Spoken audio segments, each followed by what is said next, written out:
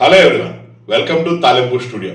ఇవాళ మనం burning topic అయిన తెలంగాణ రాజకీయాల్లో ప్రకంపనలు సృష్టించిన కొండా సురేఖ గారు, కేటీఆర్ గారు, నాగార్జున గారు, వీరు వ్యాఖ్యలు, వీళ్ళ మధ్య ఒక ఒక ఒక యుద్ధ వాతావరణం, ఒక ఇలా జరగడం చాలా దారుణంగా అనిపించింది నాకు. ఎందుకంటే అసలు బేసిక్గా ఈ ఇష్యూ ఎక్కడి నుంచి స్టార్ట్ అయింది అంటే మనందరికీ తెలిసేటప్పటికే అవుట్పుట్ ఏంటంటే కొండా సురేఖ గారు మన అక్కినేని నాగార్జున గారి ఫ్యామిలీ గురించి, సమంత గారి గురించి, వీళ్ళ గురించి మాట్లాడారు దానివల్ల అని చెప్పి సరే టాపిక్లోకి వెళ్తే అసలు ఇది మొదలైంది ఇక్కడ కాదండి.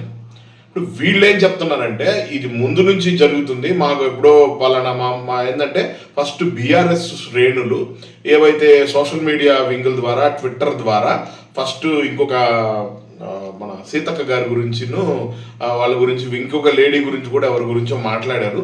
అదే క్రమంలో ఏం జరిగిందంటే కొండా సురేఖ గారు ఒక చేనేత కార్యక్రమానికి వెళ్ళారు ఒక దగ్గరికి. వెళ్ళినప్పుడు అక్కడికి బీజేపీ ఎంపీ రఘునందన్ గారు ఒక వినతి పత్రం అంటే మనం దాన్ని ఏమంటారు అర్జీ ఇచ్చినట్టుగా ఆయన చేనేత కార్మికులు తయారు చేసిన ఒక దండలోనే దాన్ని తీసుకెళ్ళి ఆవిడకి ఇచ్చి ఈ చేనేత సమస్యల గురించి మీరు ఏదన్నా ఆలోచించండి అని చెప్పి ఆయన ఆమెకి దండేసి చెప్పారనమాట. చెప్పిన తర్వాత ఆ ఫోటోని అది కళ్యాణ మస్తు దానికి రిలేట్ చేసి వీళ్ళిద్దరికి ఏదో ఇది ఒక తప్పుడు ప్రచారం లాగా దాన్ని బీఆర్ఎస్ శ్రేణులు దాన్ని బాగా పోర్ట్రే చేసి ఇంటర్నెట్ అంతా బాగా హల్చల్ చేశాయి అనమాట. ఆయన ఏదో ఆ మెడలో మాలేస్తున్నట్టుగా ఉంది అనేది ఏదో పూమాలలాగా అలా దాన్ని వేరేగా వక్రీకరించి మాట్లాడటం ద్వారా ఆవిడ చాలా హర్ట్ అయిపోయారు. కొండా సురేఖ్ గారు హర్ట్ అయిపోయి ఆవిడ ఫ్రస్ట్రేషన్లో ఉండగా ఈ మీడియా వాళ్ళందరూ చేసి అదేంటంటే అలా అన్నారు ఇలా అన్నారు అనే క్రమంలో స్టార్ట్ అయినది. ఆమె ఏమనింది, కేటీఆర్ ఇవన్నీ ఇచ్చేస్తున్నాడు, గతంలో అసలు హైడ్రా సమస్య ఇప్పుడుది కాదు, వాళ్ళే పగలగొట్టాలనుకున్నారు. ఇతను ఫస్ట్ అసలు ఏం చేశాడంటే ఇతను మంచోడు కాదు, ఇతనికి ఆడవాళ్ళ మీద వేరే ఒక వక్రీకరించి వేరే విధంగా చూసే అలవాటు ఉంది కేటీఆర్కి. ఆ అలవాటు ప్రకారమే అతను ఏం చేశాడంటే సమంతాన్ని ఫస్ట్ చేనేత తెలంగాణ చేనేత దానికి ఆమెనే అంబాసిడర్గా పెట్టాడు. అంబాసిడర్గా పెట్టిన తర్వాత మ్యారేజ్ అయింది. మ్యారేజ్ అయిన తర్వాత ఇట్లా నా కన్వెన్షన్ మేము కోలుగొట్టేస్తామని నాగార్జునకు బెదిరింపులు ఇచ్చారు. అది కాదండి ఇది కాదండి నేను నాగార్జున బెదిరించిన తర్వాత అది కాదన్న నాగార్జున బతిలాడుకున్న తర్వాత అయితే నా దగ్గరికి సమంతాన్ని పంపండి, అప్పుడైతే నేను పగలగొట్టను అని అన్నాడు. అందుకనే వీళ్ళు నాగార్జున ఫ్యామిలీ సమంతాన్ని ఫోర్స్ చేసింది. ఆ ఫోర్స్ చేసింది ఆమెకు నచ్చక ఆమె విడాకులు తీసుకుని వెళ్ళిపోయింది అనేసి ఆవిడ దమ్మని బాంబు పేల్చేశారు. ఈ పేల్చేసిన తర్వాత ఏం జరిగిందంటే ఇంకా ఎవ్వడికి వాడు దుమ్ము లేపుకున్నారు. ఇది ఒక చాలా సెన్సిటివ్ టాపిక్. ఇది ఒక పెద్ద ఫ్యామిలీకి సంబంధించిన విషయం. ఇది ఒక స్టేట్కి ఒక రెండు రాష్ట్రాలకి సంబంధించిన ఎందుకు రెండు రాష్ట్రాలకి సంబంధించిన విషయం అంటే ఇప్పుడు తెలుగు సినిమా అనేది ఇవాళ వేరే స్టాండర్డ్స్లో ఉందండి, వేరే ఒక రేంజ్లో ఉంది. అలాంటి సమయంలో అసలు ఈ తెలుగు సినిమాకి పునాదులేసి ఈ తెలుగు సినిమాని ఈ రేంజ్కి ఈరోజు మనం రావడానికి కారణమైన ఎంతో మందిలో ముఖ్యంగా అందరూ చెప్పుకునేది రామారావు గారి గురించి, నాగేశ్వరరావు గారి గురించి. అలాంటి అక్కినేని నాగేశ్వరరావు గారి ఫ్యామిలీకి సంబంధించి ఆ ఫ్యామిలీ ఇలా అమ్మాయిని బలవంత పెట్టారు, అందువల్లే ఆ అమ్మాయి విడాకులు తీసుకొని వెళ్ళిపోయింది, ఇలాంటి వ్యాఖ్యలు చేయడంతో పెద్ద దుమారం రేగిపోయింది. వెంటనే నాగార్జున గారు స్పందించారు, ఇది కరెక్ట్ కాదండి అని. అమల గారు స్పందించారు, నాగ చైతన్య గారు స్పందించారు, సేమ్ టైం అఖిల్ స్పందించాడు.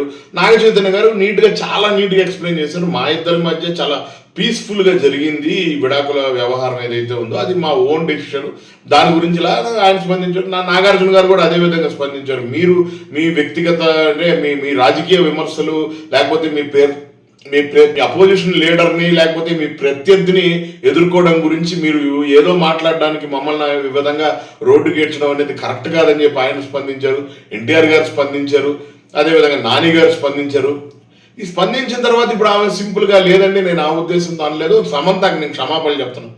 సమంత క్షమాపణలు చెప్పేస్తే అయిపోద్దా అండి నేను అడిగే క్వశ్చన్. ఓకే, సమంత గారికి ఖచ్చితంగా ఇది జరిగింది, నేను కాదనట్లేదు. ఒక మహిళగా ఉండి మీరు ఒక మహిళ గురించి మాట్లాడిన తర్వాత మీరు ఆ మహిళ గురించే కాదు కదా, వాళ్ళ ఫ్యామిలీ ఏదైతే ఆవిడ నాగ చైతన్య నాగార్జున గారి ఫ్యామిలీ గురించి కూడా మీరు మాట్లాడారు కదా, ఓ మాట చెప్పాలి కదా. నా వల్ల వాళ్ళ కుటుంబం వాళ్ళు ఇబ్బంది పడి ఉంటే కనుక క్షమించండి అని ఏదో చెప్పాలి కదా. సరే చెప్పేస్తే అయిపోద్దా? బాగుంది. ఇప్పుడు యునైటెడ్ టాలీవుడ్ అని చెప్పి అందరూ వచ్చి ఇప్పుడు మెసేజ్ చేస్తున్నారు. ప్రతి ఒక్క సమస్యకు కూడా వస్తే బాగుంటుంది కదా.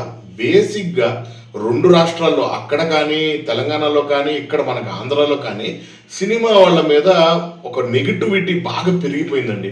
వాళ్ళని ఎవరైనా ఏమైనా అనొచ్చు, వాళ్ళని ఏమైనా చేయొచ్చు, వాళ్ళ దగ్గర డబ్బు ఉంటుంది, వాళ్ళు డబ్బు మతంతో తిరుగుతుంటారు, వాళ్ళకు అసలు సమస్యల మీద.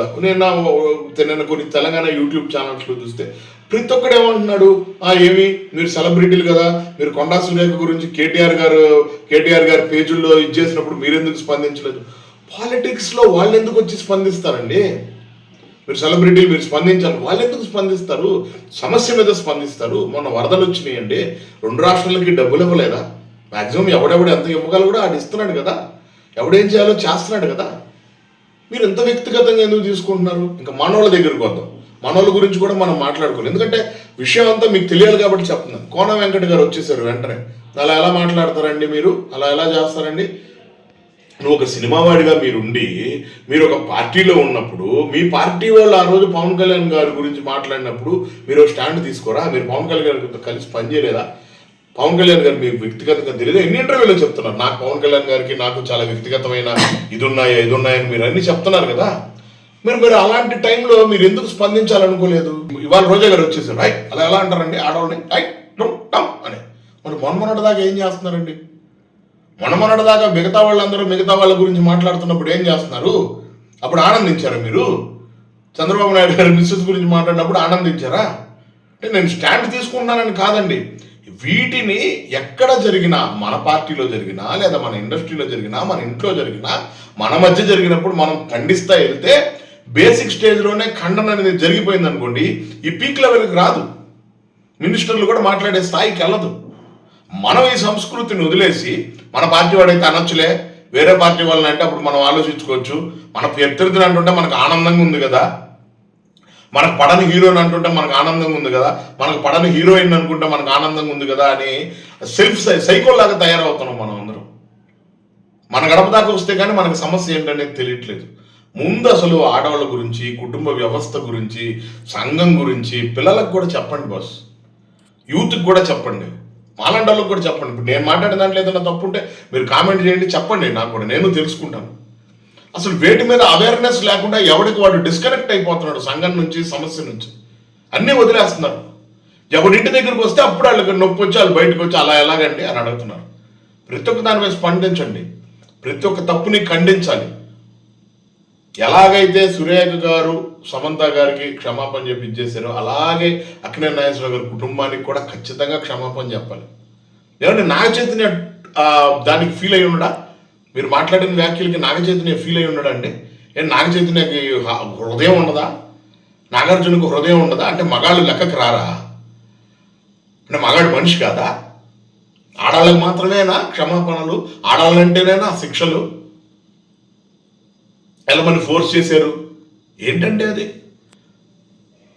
ఒకవేళ మీ దగ్గర అలాంటి సాక్ష్యాధారాలు ఏమైనా ఉంటే అవి పెట్టాలి. ఒక గౌరవప్రదమైన పదవిలో, ఒక గౌరవప్రదమైన దీంట్లో ఉన్నప్పుడు వాటిని ఆధారాలు బయటకు పెట్టి మాట్లాడాలి. మీరెప్పుడో గతంలో మీ రిలేటివ్తో ఎవరితోనో గొడవైనప్పుడు మీరు ఆవేశంగా మాట్లాడిన మాటలు తీసుకొచ్చి ట్రోల్ చేస్తున్నారని మీరు ఎంత బాధ వ్యక్తం చేస్తున్నారు కదా సురేఖ్ గారు. మరి మీరు అన్నది, మీరు మహిళగా ఉండి మీరు అనేసారు. ఈ సమస్య ఇక్కడే వస్తుందండి. మహిళలే ఏమంటున్నారు, అవి ఎవరైనా తిట్టేటప్పుడు రే గాజులేసుకో, మగాడిని తిడతారు ఆడవాళ్ళు. మీరు తిట్టకూడదండి.